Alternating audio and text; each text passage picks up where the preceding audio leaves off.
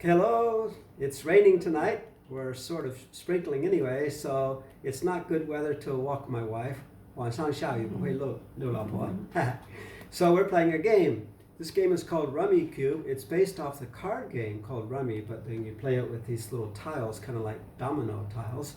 By the way, do you know who invented playing cards? The poker cards? Chinese invented playing cards a long time ago. They invented paper and paper money and playing cards. And they, of course, invented chess. By the way, Zheng Chenggong, his soldiers played cards, except they looked a lot different than the cards we use nowadays. So anyway, we're going to play this game. Sue and I like playing games when the weather's too bad to walk outside. She's smiling now. She won't be smiling when we finish because I'm going to beat her. No, I'm going to win. She says she's going to win. We'll see. So anyway, Rummikub, fun game. Talk to you later. Bye.